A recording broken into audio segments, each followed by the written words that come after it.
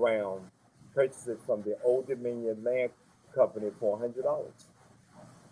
After the land purchase, the descendants of William Tucker and others continued to bury their loved ones in this location. For generations, the Tucker family members were caretakers of the property and that was known as the Tucker Cemetery. In 2016, the deed to the property was transferred to the William Tucker 1624 Society, a nonprofit organization committed to the care and maintenance of these sacred grounds. In 2018, we had a ground penetration company to determine the existence of over 100 unmarked graves, some of which are currently indicated by white crosses. So if you ever get a chance to go out to visit the cemetery, you'll notice there's a field that the cemetery consists of a lot of white crosses on some of the burials that are unidentified. And on August the 24th, 2018, the former Virginia Governor Ralph Northam dedicated the cemetery, Tucker Cemetery, as a perpetual open space to protect the sacred burial ground from further development and for the benefit, enjoyment, and general welfare of the citizens of the Commonwealth of Virginia. We are blessed to be able to host several events at the cemetery. And in 2016, we hosted our first event, which consists of approximately 125 attendees, which was very emotional to us because we didn't expect that many people to come out, at least to gather at a cemetery to hear the stories and for us to honor our known and unknown ancestors. In 2019, we had the big event, which consisted, we collaborated with the 400th year commemoration, and we had our event that we normally host every year at the cemetery, which did this particular time, we had over 400 attendees. That spoke volume to the cemetery and all the people that were interested in learning more of the history of the cemetery in 1619. We had most of your local politicians and local officials and international and national and international media coverage was there also. And we were blessed this last Saturday to have visitors. We had the ambassador from Angola and his delegation to come out to visit the cemetery. That was very moving. It was very touching. As you see the picture on the screen there, that's the Angola ambassador and his delegation. And we were blessed to have them and to share the story of the historical Tucker Cemetery. We do encourage anybody, if you're ever in the area, to come by and visit the sacred grounds and just visit. And if you can get in contact with us. If you want to sponsor a group, we can come out and give you a personal tour of the cemetery. We look forward to that. And please feel free to visit our website, the William Tucker 1624 Society.org, for more information. We want to thank Ms. Hines, we want to thank Ms. Smith and Senator Schwab for all your initiatives that you're doing to try to help recognize and push the efforts of getting more funding to take care of these cemeteries. We were also blessed with the $100,000 grant from the Virginia Outdoor Foundation to help with the beautification of the cemetery. So they helped a lot because then we were able to really clean up the cemetery so it's more inviting to the public. So we just want to thank everybody for the support, and we just want to continue to acknowledge our ancestors, known and unknown. For more information, please visit our website. And we also to really push more of the education of what's being told today about the cemetery in 1619. We also have a scholarship fund that we would like for everybody to participate. But if you can't, give a donation. So visit the website, you'll see the link on there as well. Okay, we thank you very much, and God bless you. Hope to see many of you to come out to visit the cemetery, the sacred ground, sacred burial ground. Okay, thank you. God bless you. Thank you so much, Mr. Tucker. And thank you also for reminding us about how much it really costs to maintain these historical cemeteries. And that's why we both support getting this legislation passed. Yes. I actually work at the organized beautification events at the Elmerton Cemetery, also located in Hampton. And one of those people buried at that cemetery was born enslaved in Hanover County, and that was Mr. George Fields. He is the first African American to graduate from Cornell Law School. He was very close to his mother, who worked as a cook at the Hanover Tavern that was located on the plantation that she lived on before escaping to Port Comfort with George Fields, 5 of his siblings, her son-in-law, and her grandchild on July 1863.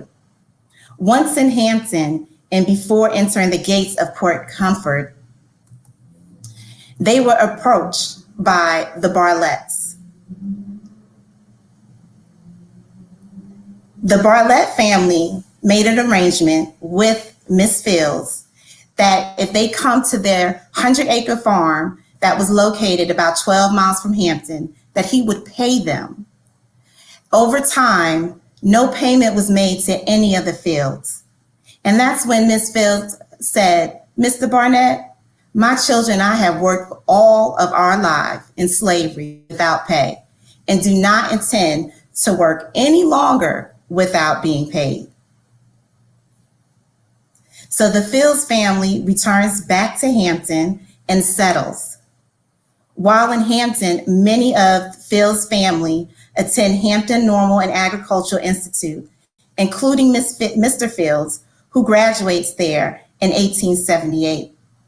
After graduation, Mr. Fields works as a valet for Henry Brooks, who is the first generation of Brooks brothers to manage the department store. While working for the family, they offered him the opportunity to take French lessons at the YMCA.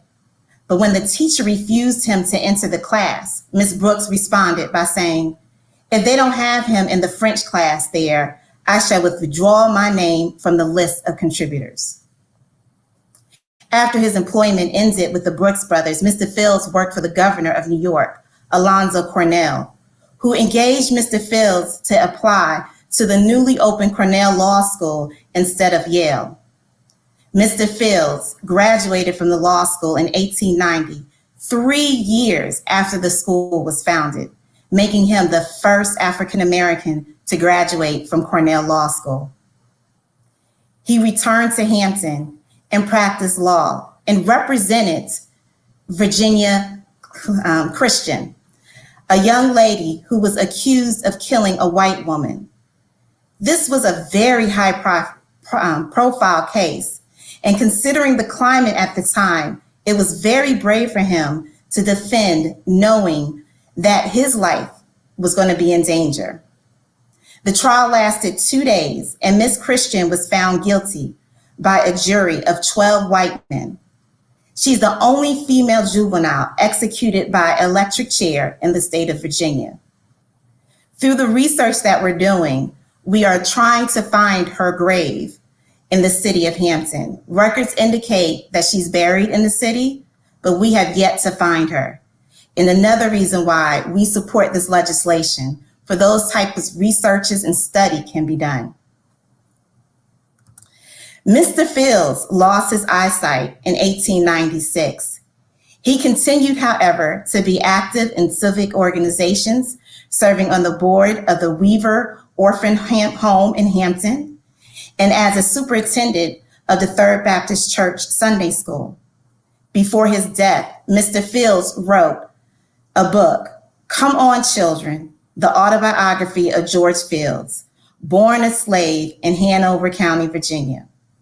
The original unpublished manuscript is located in the Hampton University archives. Thank you for listening to one of the stories that we are just getting to know and to learn more about. We look forward to learning more about the unknown and unknown people whose final resting places are located in historical African American cemeteries in the city of Hampton and all around the world. Thank you.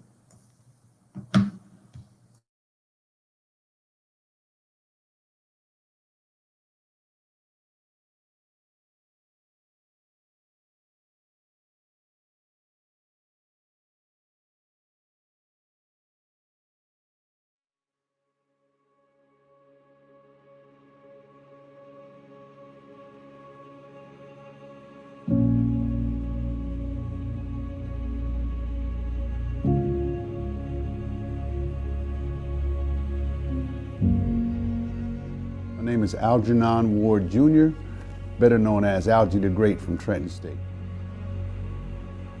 I'm president of the 6th Regiment United States Color Troop Reenactors, and my nonprofit organization has become the sponsors for the Locust Hill Cemetery Project. We're working with the various community groups and stakeholders here in the neighborhood to bring the proper restoration and commemoration of the people who are buried in Locust Hill.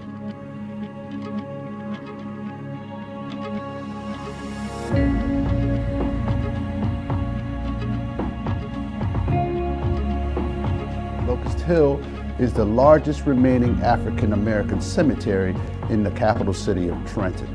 There's at least 200 people buried there who had been lost to history. But with the good offices of the people who live in the neighborhood, we're restoring this cemetery and going to open the first Black museum here in the city of Trenton to commemorate their lives. We'll want to put a monument up with the names of the people interred here, as well as one to honor our veterans.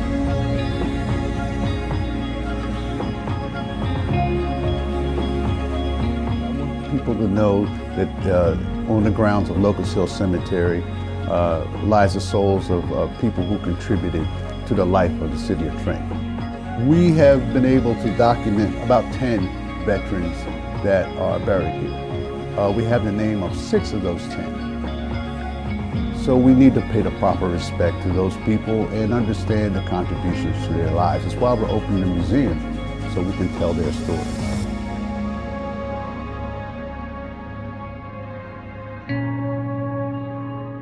Once African Americans understand fully that we participated in the formation of these United States and the preservation of these United States, we have a much larger stake in the ownership of what happens here than one customarily think of it. We were not observers of history, we were participants in history. All told, the United States Colored Troops fought in 439 battles. There were 122 regiments, and there were 11 regiments from the Delaware Valley. That's 11,000 African American men. And so it's our honor to, on Memorial Day, to decorate this graveyard with American flags to commemorate their service.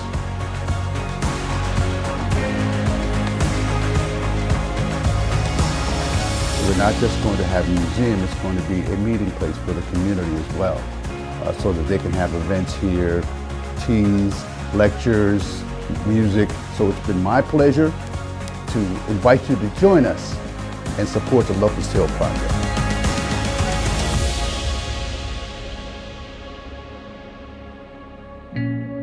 We have volunteer cleanup days. Of course, when you go to our website, you can make a donation. So everyone can contribute to something like that. And if they want to get hands-on, they can come over anytime and help us make this a successful project.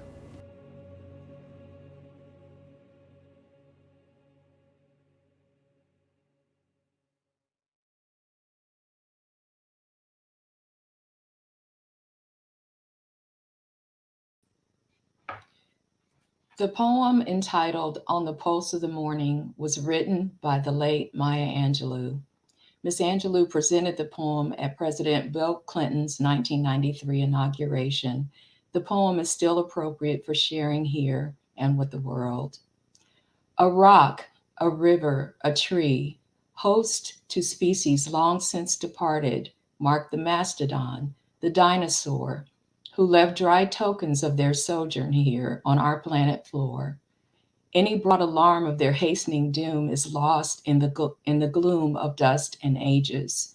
But today the rock cries out to us, clearly, forcefully, "Come, you may stand upon my back and face your distant destiny, but seek no haven in my shadow. I will give you no hiding place down here." You, created only a little lower than the angels, have crouched too long in the bruising darkness, have lain too long face down in ignorance, your mouths spilling words, armed for slaughter.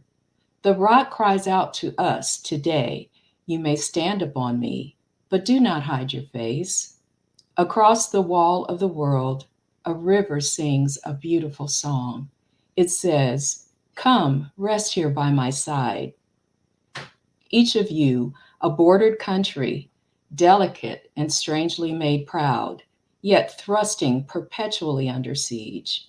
Your armed struggles for profit have left collars of waste upon my shore, currents of debris upon my breast. Yet today I call to you by my riverside, if you will study war no more. Come, clad in peace, and I will sing the songs the Creator gave to me when I and the tree and the rock were one. Before cynicism was a bloody sear across your brow, and when you yet knew you still knew nothing, the river sang and sings on. There is a true yearning to respond to the singing river and the wise rock. So say the Asian, the Hispanic, the Jew, the African, the Native American, the Sioux, the Catholic, the Muslim, the French, the Greek, the Irish, the rabbi, the priest, the sheik, the gay, the straight, the preacher, the privileged, the homeless, the teacher. They all hear the speaking of the tree. They hear the first and last of every tree speak to humankind today. Come to me here beside the river. Plant yourself beside the river. Each of you, descendant of some passed on traveler, has been paid for. You who gave me my first name. You, Pawnee, Apache, Seneca. You, Cherokee Nation, who rested with me, then, forced on bloody feet, left me to the employment of other seekers, desperate for gain, starving for gold. You, the Turk, the Arab, the Swede, the German, the Eskimo, the Scot. You, the Ashanti, the Yoruba, the Kru, bought, sold, stolen, arriving on the nightmare, praying for a dream. Here, root yourselves beside me. I am that tree planted by the river, which will not be moved. I, the rock, the river, the tree. I am yours. Your passages have been paid. Lift up your faces. You have a piercing need for this bright morning dawning for you. History, despite its wrenching pain, cannot be unlived, but if faced with courage, need not be lived again. Lift up your eyes upon this day breaking before you. Give birth again to the dream.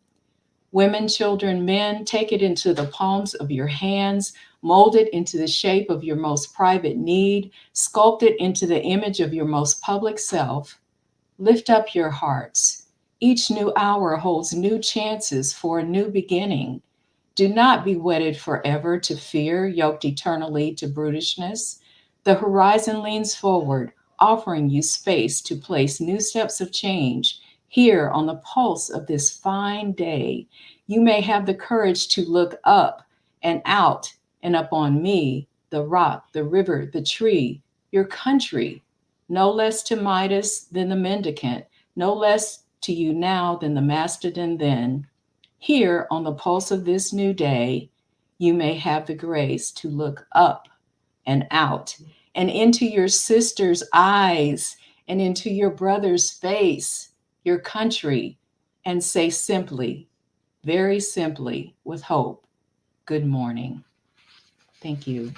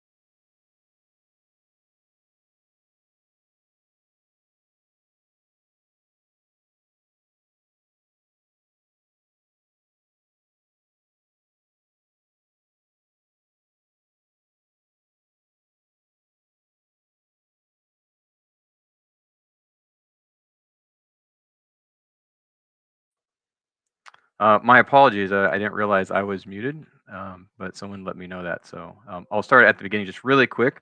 But good afternoon and greetings. My name is Dr. Robert Bubb. I am a lecturer in the Human Development and Family Studies Department at Auburn University. I am also the coordinator for Our Past, which is a research to preserve African American stories and traditions. Now, as a group, we're currently preserving 6 cemeteries in the local area. However, for today, I would like to talk about the one cemetery that started it all, and that was Camptown Cemetery. Now, Camptown Cemetery is near and dear to my heart as well because it is the final resting place of my Black ancestors, including my 2 times great grandmother, Louisa Mangrum Hughes. Now, I'll start with just a little bit about the history of the cemetery. The cemetery started as an enslaved burial ground prior to the end of the Civil War. It's if you see here on this 1868 map, you'll see it's just outside the federal encampment, outside the city there. It got its name Camptown from that encampment of federal troops that were there to maintain the peace during Reconstruction. Now, just like many of the cemeteries that we have talked about today, it also was over time neglected and overgrown, as you can see here from this image. However, in 2012, the cemetery was rediscovered, and this rediscovery led to a cleanup, a deed location, which I'm grateful to have been a part of, the placement of a historical marker, as well as the establishment of a cemetery association. If you look at the cemetery now, it doesn't look like anything like it used to look. It is no longer overgrown. It is actually quite a peaceful place to visit and to think about the history and the lives of those that are interred in this particular African American cemetery. So here's an overview of the cemetery in Brenham.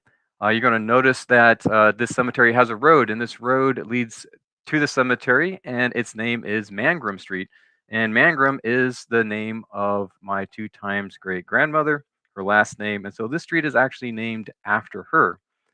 Now, Louisa Mangrum was born enslaved, and she was emancipated at the age of about 19.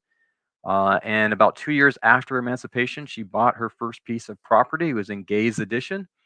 Every couple years after that, she kept purchasing additional property and managing property until she ended up owning a lot of the land that surrounds Camptown Cemetery. So you see she owns land to the east and to the west of it, and there in Gay's Addition. She also owned land outside of Brenham as well, so about 300 acres in various locations outside the city.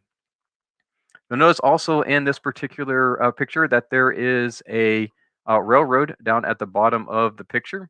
In the 1880s, this railroad connected to California. And so Louisa decided to take a trip to California. And she enjoyed her trip so much that she got herself some land out there as well. So she ended up with 160 acres in the mountains near Fairplay, California, as well as buying a lodge in downtown Oakland. Now, while she was managing the lodge there that she owned, she ran into several interesting individuals, and some of her residents lived at the lodge, such as the inventor Gustav Roots, who helped perfect the cable car. Another resident of the lodge was General Charles Kelly. General Kelly led the March on Washington. He brought 2,000 unemployed workers from California across the country in order to protest labor rights, and so he was there at the lodge. Now, accompanying General Kelly was the American author Jack London, and he's a native of Oakland in the downtown area, and she undoubtedly had several interactions with the American author Jack London. Another resident of the lodge was a German immigrant by the name of Frederick Hughes. Frederick Hughes is my 2 times great grandfather. Louisa ended up marrying Frederick Hughes. But it's important to note that their marriage was not legal, right? But they were able to find someone who was willing to marry them because it was illegal, even in California at the time, for those who are of African descent to marry a white person. Now, while in Oakland, she had a run-in with the local mob, the Sporting Life gang. They were running Oakland at the time. According to the author Jack London, they were murderers, they were ballot box stuffers, and he says also that they were running Oakland and running the police. And my great-great-grandmother, Louisa, ends up being a character witness in Frank Nolan's trial. Now, of course, Louisa had a particular means, and so therefore she had impact in the local community. So not only did she raise her own children, she had 3 children, but she also raised a niece, 2 nephews, and she adopted another child. She was also there protecting those in the community. In one newspaper article, we find her harboring an abused woman, and she almost gets shot by the abused woman's husband because of her harboring his wife. She also sold some of her property for the building of a black school, a school for black students, and that was right next to Camptown Cemetery. She was also part of the first social settlement in the West. It was in Oakland. It was a multi-building facility in Oakland. It was there to help those who were unemployed build skills so they could return to the workforce. And then, of course, when women obtained the right to vote in California, she was one of the first women to cast a ballot. Now, she would eventually pass away in January of 1927 at Rusk State Hospital. Upon her passing, her body was taken back to Brenham, where she was buried in Camptown Cemetery.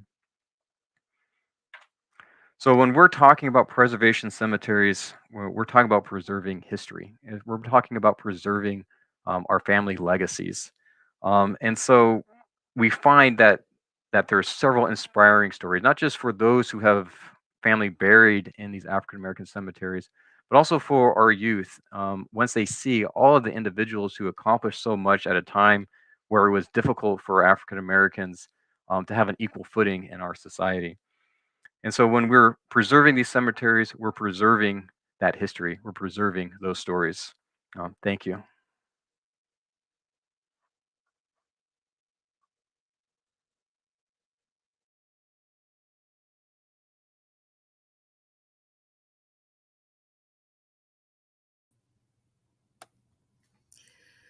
Emancipation, freedom, freedom, oh sweet freedom. President Abraham Lincoln issued the Emancipation Proclamation on January 1st, 1863. As the nation approached its third year of bloody civil war. The proclamation declared that all persons held as slaves within the rebellious states are and henceforward shall be free. The Emancipation Proclamation was limited in many ways. It applied only to states that had seceded from the United States, leaving slavery untouched in the loyal border states. It also expressly exempted parts of the Confederacy, the Southern secessionist states that had already come under Northern control. Most important, the freedom of it promised dependent upon United States military victory. Although the Emancipation Proclamation did not end slavery in the nation, it captured the hearts and imaginations of millions of Americans and fundamentally transformed the character of the war. After January 1st, 1863, every advance of federal troops expanded the domain of freedom. Moreover, the proclamation announced the acceptance of Black men into the Union Army and Navy, enabling the liberated to become liberators. By the end of the war, almost 200,000 Black soldiers and sailors had fought for the Union and freedom. The Emancipation Proclamation confirmed their insistence that the war for the Union must become a war for freedom. However, some states still allowed slavery until the 13th Amendment to the Constitution was put into place, entirely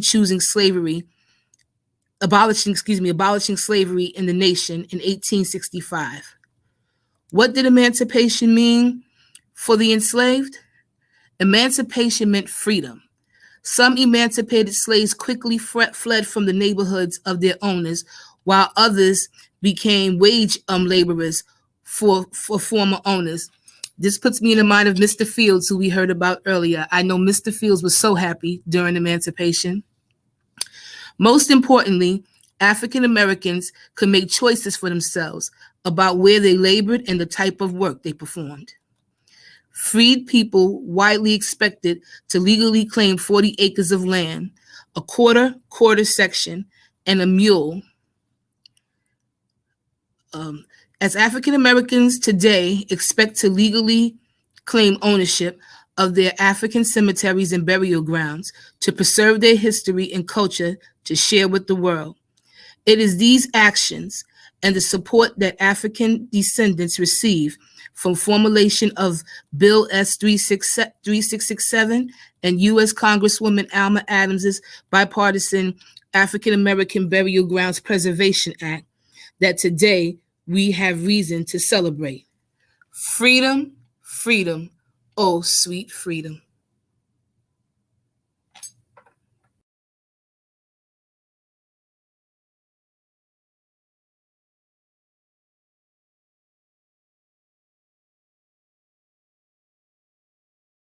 My name is Deborah Taylor Gonzalez Garcia. I'm a member of the Friends of Gear Cemetery in Durham, North Carolina.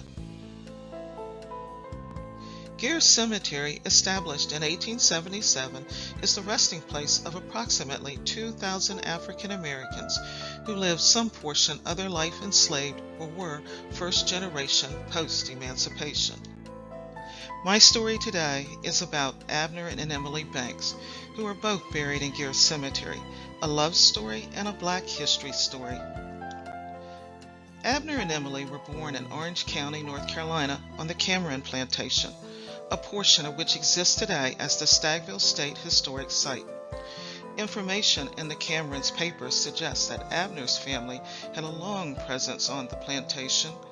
In one paper, there is a reference to him living with his mother and grandparents. Abner and Emily fell in love and lived as husband and wife on the plantation. Whether they were given permission for their union, it is not known. Marriage for enslaved people was not a legal union and held no special considerations or protection from the will of the people enslaving them. It was a union that could be shattered at any given time, a situation that I'm sure Abner and Emily understood, but love prevailed. Too often we hear the story of separation experienced by the enslaved, as so many families were torn apart and never reconnected. Abner and Emily's story is one of those few silver linings in the storm cloud. After the war, Abner and Emily made their marriage legal. On June 11, 1866, their marriage was recorded in the Orange County Freeman Bureau Cohabitation Records. The record states that they have considered themselves husband and wife since 1855. Eventually settling in the Durham Township, they became landowners and raised their family. Abner and Emily remained married for many years. When Abner died in 1918, he was 93 years old. He and Emily had been married for 63 years. 4 years later, Emily died, and she too was 93 years old. Coincidence? Yes, but one of those warm, fuzzy, heartfelt love story coincidences. They both were blessed with a long life. Abner and Emily survived enslavement, emancipation, Reconstruction, and more.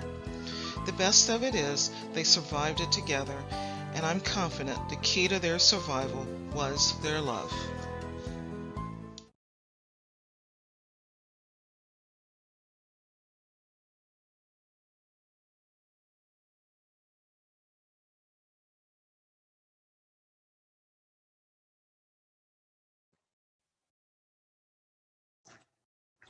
Good afternoon.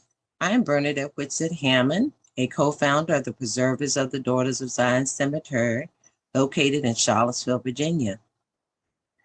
Today, I will be sharing some information with you about the Daughters of Zion Cemetery, our sacred space.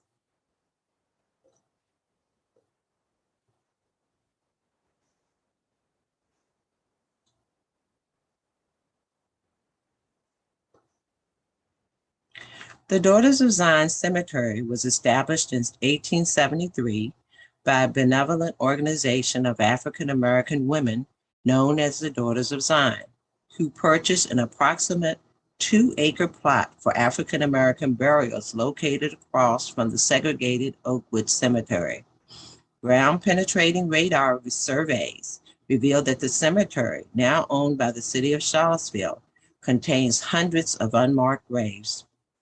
It serves as one of the few remaining links to the postbellum segregated society of Virginia and evidence of the vital community role of Reconstruction-era African-American mutual aid societies. The Daughters of Zion Cemetery was individually listed on the Virginia Landmarks Register and the National Register of Historic Places in 2010. This slide shows the historical marker the Charlottesville Historic Resources Committee had installed at the cemetery. Here you will see before and after photographs of the wrought iron surround at Reverend M.T. Lewis's final resting place. The surround was restored in the spring of 2020. Reverend M.T. Lewis came to Charlottesville in 1873 to serve as pastor of the Delavan Baptist Church, organized in 1863, when African-American members of the white First Baptist Church broke away to form Charlottesville's first independent African-American church. The newly formed congregation later worshiped the Delavan Hotel that once served as a hospital during the Civil War. During Reverend Lewis's tenure, the old Delavan Hotel was torn down, and the present church, now known as First Baptist Church, West Main, was constructed on the same site. Sadly, Reverend Lewis died at the early age of 40, a year before the church was completed. Like several others buried at the Daughters of Zion Cemetery, Reverend Lewis was a member of the Jefferson Lodge, a group of African-American Freemasons established in Charlottesville in 1870. On the back of Reverend Lewis's tombstone is engraved the Masonic emblem. For additional information on the Daughters of Zion Cemetery, please visit our website, daughtersofzioncemetery.org. There are more inspiring life stories of the individuals buried in this sacred ground.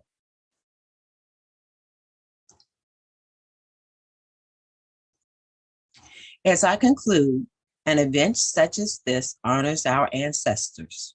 Rest assured that they are smiling and well pleased. Thank you.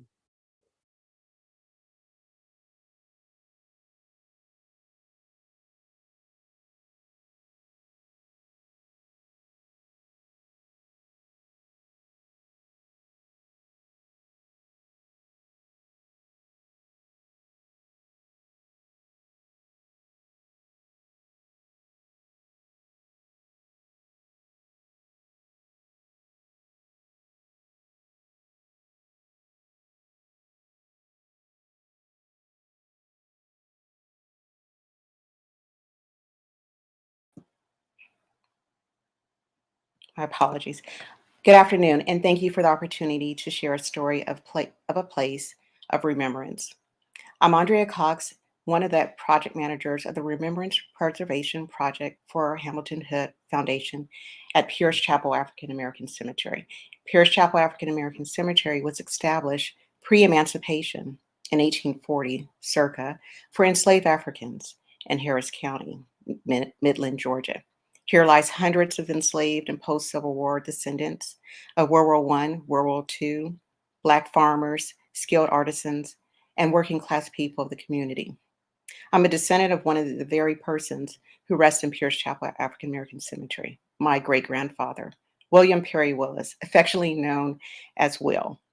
He was born to the late parents, Lewis and Kate Willis, in 1889 in Harris County, Georgia. In 1912, he married his beloved Beulah Watt and had 4 beautiful children. He was a hardworking, loving family man that took his family to Gary, Indiana to find sustainable work. There in Gary, he died at the young age of 37 on his daughter and my grandmother's, Elizabeth Willis, Johnson's 12th birthday, July 4th, 1927, of a stroke. Beulah decided to relocate back to Georgia, where she had family. She boarded a train with her children, carrying Will to his final resting place. She interred him next to two of her brothers at Pierce Chapel African American Cemetery, Charlie Watt, who died in 1905, and Pete Watt, who died in 1938. Several of her relatives and mine are also interred here under unmarked graves. Out of 100 plus graves, only 10 or so are visibly marked today. Fortunately, I'm one of the few ancestors who can visit the actual resting place of Will, Charlie, and Pete, as their graves are marked clearly with slabs and tombstones under the shade of trees in Pierce Chapel African American Cemetery. As descendants and representatives of Hamilton Hood Foundation, we stand in support of the African American Burial Grounds Preservation Act. Thank you.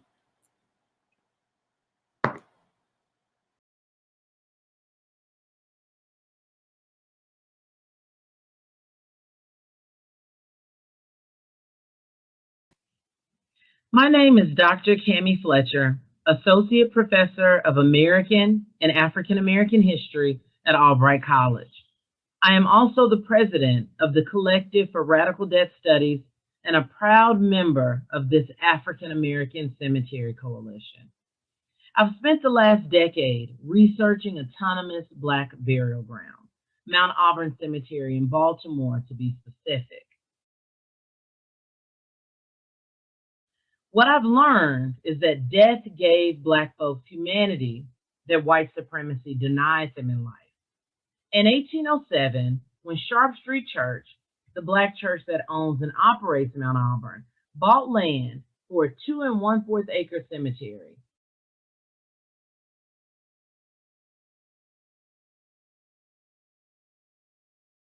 in doing so, they sought control of the historical record. Elsewhere in 1807, Black folks were, if listed at all in the record, they were listed as slaves, as wenches, hands, numbers, a monetary value. The death ledgers at Sharp Street Church listed their name, the year in which they passed, the reason for their death. Obtaining a burial lot was about fighting for burial rights, RIGHTS, a right to land, dignity, freedom, and memory of their own choosing. Later in the mid and the end of the 1800s, Black folks created benevolent societies and pooled their pennies to protect each other from indigent death and potter's field. And as the rise of the Reconstruction era Black undertaker took place, death was used as a vehicle to accumulate wealth for the generation.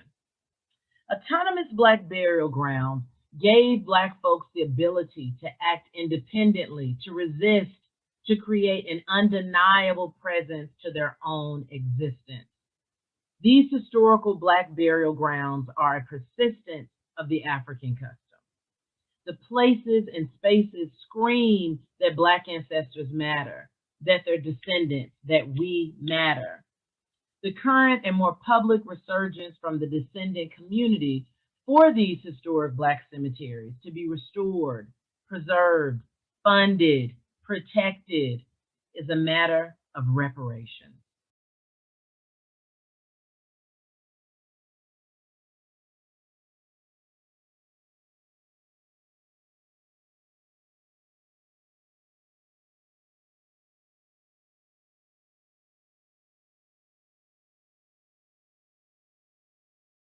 Ashe. Amen.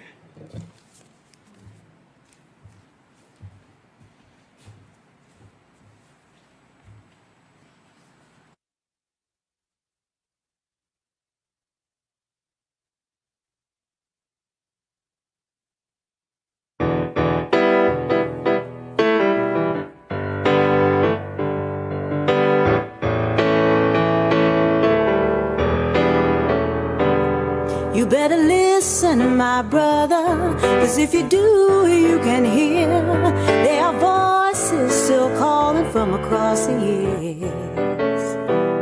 And they're crying across the ocean, they're crying across the land, and they will until we all come to understand. None of us are free, none of us are free, none of us are free. If one of us is chained, none of us are free. None of us are free, none of us are free, none of us are free. If one of us is chained, none of us are free. There are people in darkness, they just can't see the light. If we don't say it's wrong, then that says it's right. We got to feel for each other, let our brothers know we're here. Got to get the message, send it out all loud and clear. None of us are free, none of us are free, none of us are free. If one of us is chained, none of us are free. It's the single truth we all need to see. None of us are free. If one of us is chained, none of us are free. Well, I swear to you, salvation isn't very hard to find. None of us can find it on our own. We got to join together, spirit, heart, and mind. So all the souls who are suffering know they're not alone.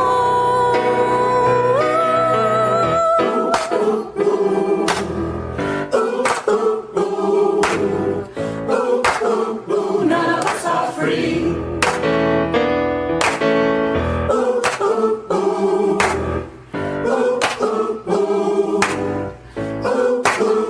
None of us are free. If you just look around you, you're gonna see what I say, that the world's getting smaller each passing day. It's time to make some changes. It's time we all realize that the truth is shining right before our eyes. None of us are free. None of us are free. None of us are free. If one of us is chained, none of us are free. It's the very heart of humanity. None of us are free. If one of us is chained, none of us are free. None of us, none of us, none of us, none of us, none of us, none of us, none of us are free. None of us, none of us, none of us, none of us, none of us, none of us, none of us are free.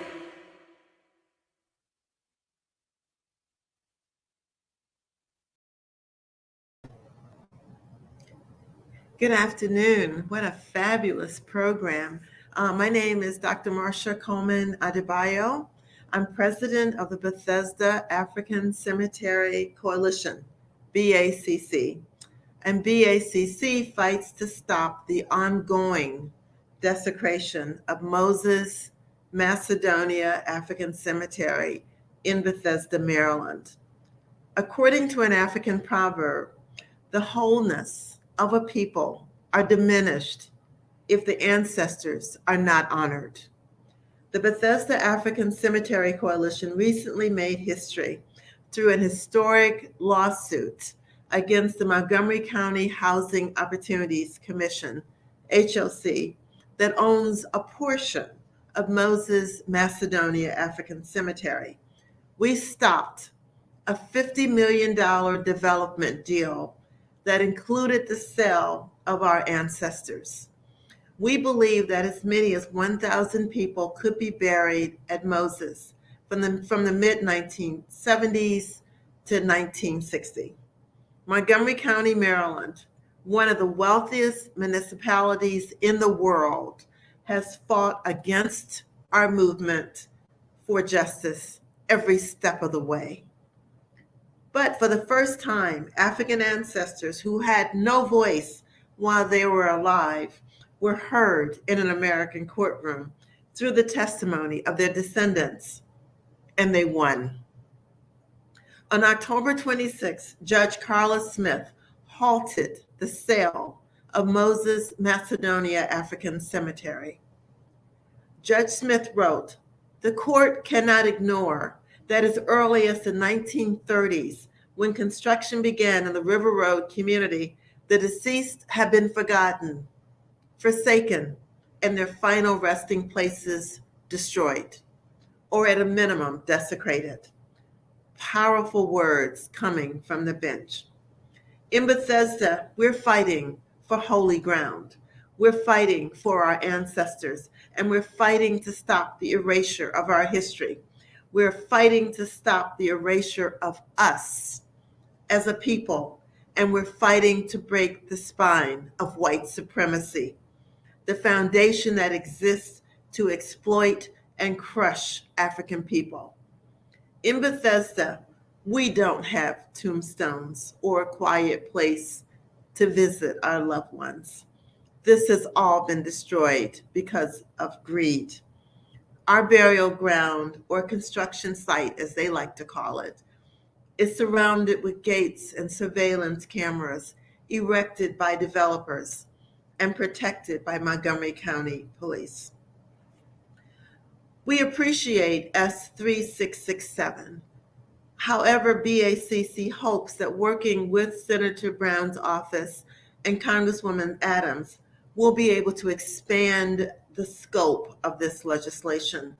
In the findings section 14, it states, abandoned African American burial grounds are often discovered when construction projects inadvertently disturb human remains, which slows or halts completion of the project.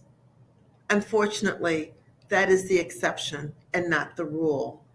In most instances, particularly with private investors, the project is not slowed down or halted. That is what is supposed to happen. In reality, the community is forced to watch their loved ones dug up, poured into the back of dump trucks, and carted off to landfills. Where in the case of Bethesda's Moses Cemetery, our ancestors' remains, once they arrived at the landfill, were also steamed and crushed in order to destroy any criminal evidence of how our ancestors were murdered, raped, and slaughtered. An inventory of African burials or providing grants to NGOs will not stop the desecration of African burial grounds, particularly those in the hands of private owners. We must address this issue. Black history is the history of resistance, creativity, and defiance against overwhelming power. We will continue to fight to protect our history and our ancestors. This is the power of our history and our ancestors' spirits within us. Please contact us at BethesdaAfricanCemeteryCoalition.net. Ashe.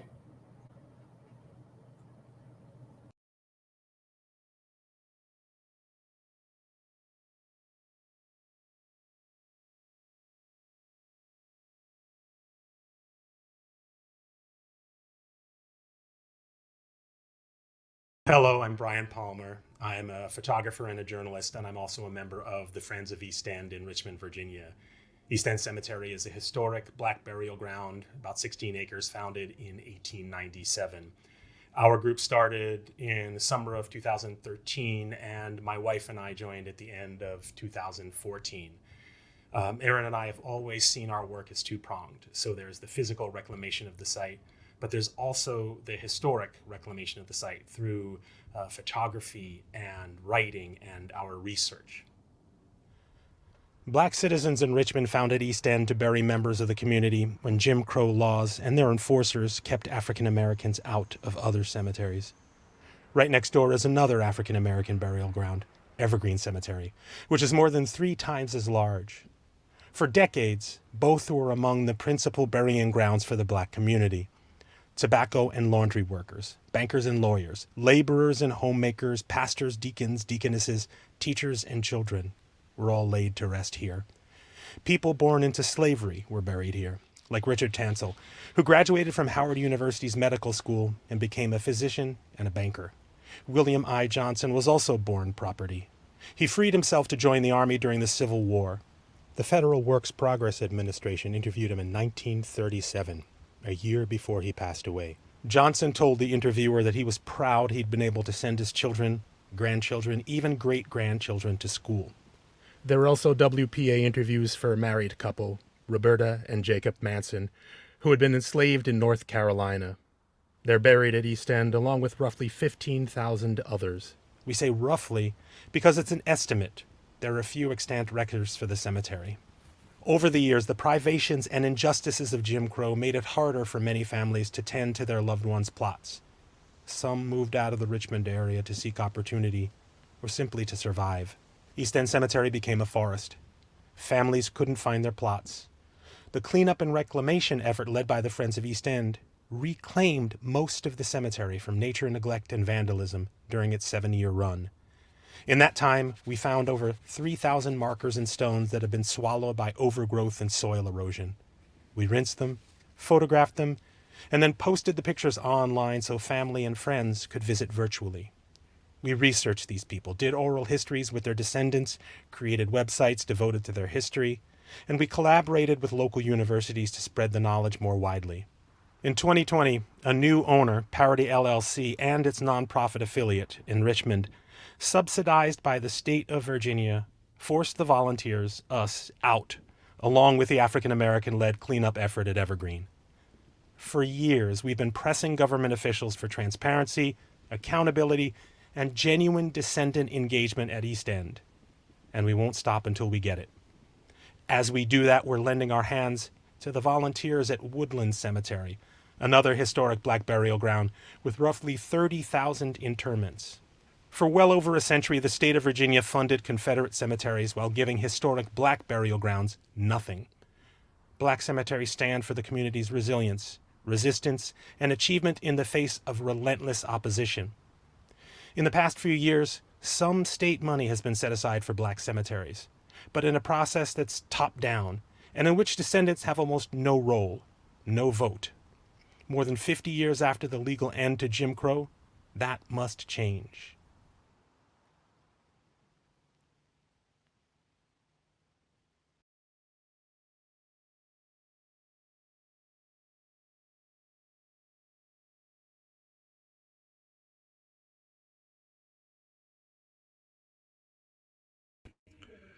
Good afternoon. My name is Omar Eaton Martinez, and I'm here to celebrate Black History Month with you all and to say how important it is to preserve our African American sites and all of our sites that really draw the importance of the African diaspora here in the United States.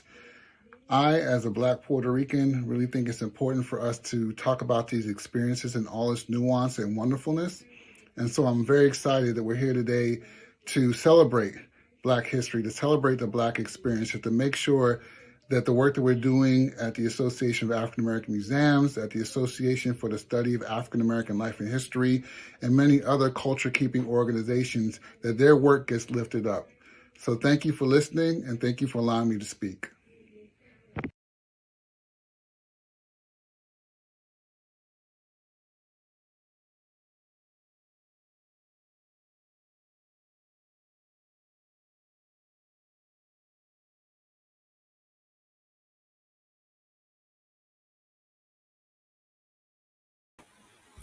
Thank you so much for having me today.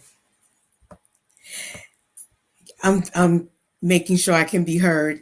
As we engage in these collective efforts to fight for the protection and preservation of African burial grounds in this land, we must move forward by vivaciously calling for reparations now for future generations to thrive. The Bill of Amends will help to ensure that reparations is not only just a conversation of discovery and research, it is also a way of making sure that reparations is finally distributed to Black African Americans. With this being said, included in this call to action and reason why we joined in on this virtual event today is the protection of sacred land, such as African burial grounds, the Underground Railroad, and other spaces that are part of the history and landmarks of this nation. We must also ensure voting rights. We must also ensure equality. We must also ensure equity and fair treatment. We must also ensure our rights and liberties be protected, honored, and glorified. Being the first people civilized in the land of Africa, being the people who discovered the laws of mathematics, being the people who were the basis of the intellect and knowledge humanity thrives on. Whereas the history books look to Greece, when the information Greece is famous for came from the continent of Africa, way back even before 3000 BC, prior to countries in Europe becoming civilized. If you study all history, you will find that Africans from the South migrated up north in Africa and brought their wisdom with them. Countries throughout Africa had what we would call running water, electricity, and even performing surgery. May I repeat and emphasize that Africans were the first civilized, discovered the laws of mathematics, and built 3 continents, maybe even more, before being snatched up, kidnapped, and tortured, human trafficked, traumatized for centuries, needlessly treated worse than you would treat cattle. It is time for this country to repair. It is time for Blacks in America to receive reparations. It is time to pass the Bill of Amends. I look to each of you to call for this action. It's on us. Continued Holocaust and genocide has metamorphosized into unjust hiring practices, unlawful policing, unscrupulous citizenship, unequal laws, unfair housing practices, and most horrifically, the grave miseducation of young minds. Children need to know and pass on to future generations the fact that Black Africans who were enslaved built this land and is responsible for inventing everything from the traffic light to the soles on our shoes. When you commit a crime and acts of injustices, you must pay. It's time for the United States to pay Black Americans, which includes protecting sacred land and protecting African burial grounds so those who built this country can rest in peace with the dignity and the respect they deserve. I'm Dr. Jackie Cody. Thank you so much for having me again.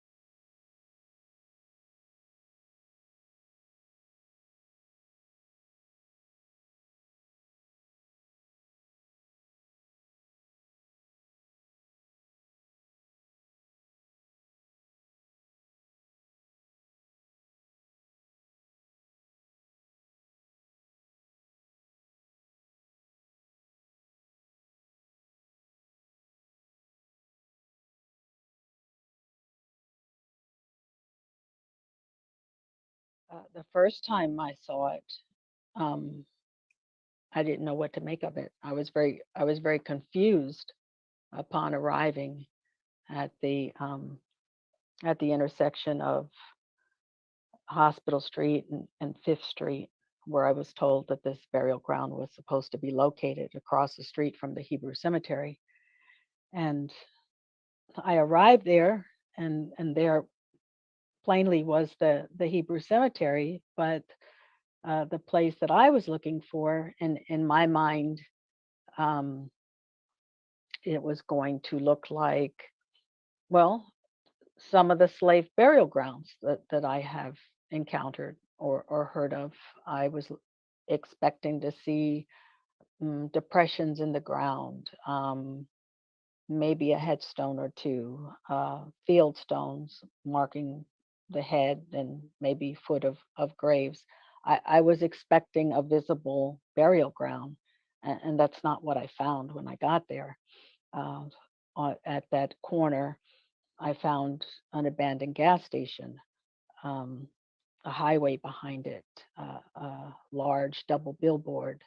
Uh, I crossed a viaduct and turned around and came back.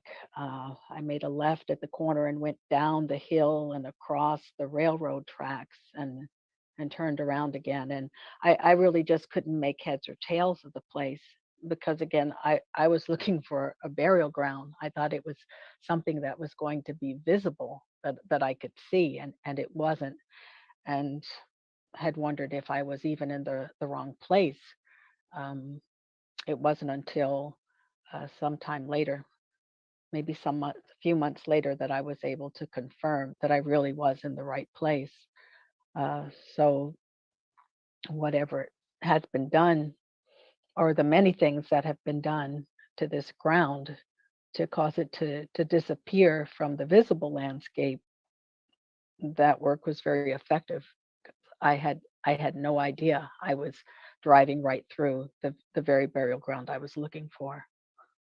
Olmsted's account of the burial ground, his 1853 article that he wrote after visiting the burial ground, where he followed he followed one funeral to the location, and there was another funeral of a child already taking place. And he describes the how did he say it? I get the graves. The hillside was like in stair steps. That might not have been the wording that he used. So it wasn't that steep slope that I'm looking at, because I don't see any of that stair stepping up there for to put in the graves. What this place is directly connected to, as I mentioned, it was a burial ground for not only free people of color and the enslaved, but part of the burial ground was the segregated part of the white burial ground of the Shockoe Hill Cemetery, and then also in it is the Hebrew Cemetery, and both of those places are visible. They're full of monuments. They're lovingly cared for. It's also very, very sad. It's very saddening because people don't know that that place is there. Thousands drive over it every single day on the highway and on the streets that run through it, and have no idea that they're traveling over a burial ground where people's ancestors are buried.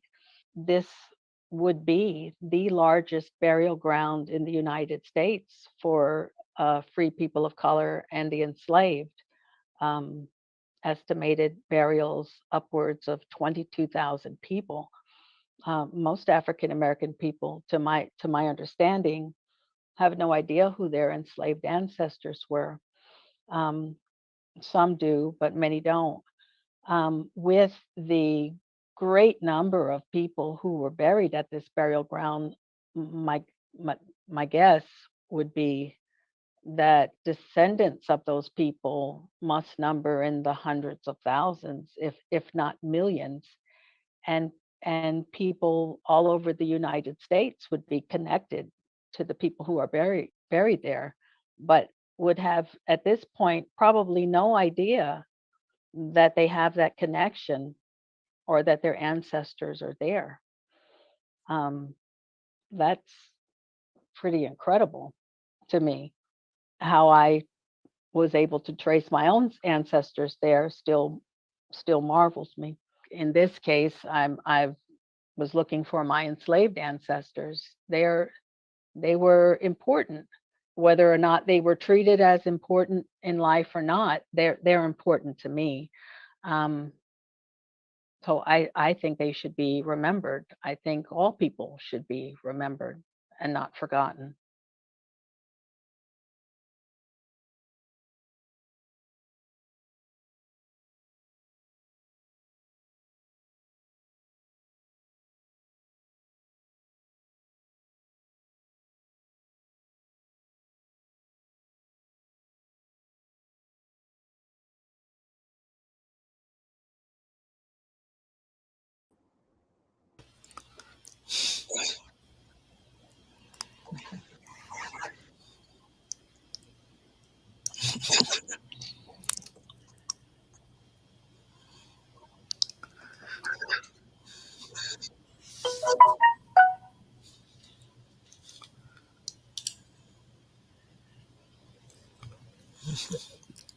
Well, I think this concludes the program. And Deborah, I believe you have closing words that you'd like to share.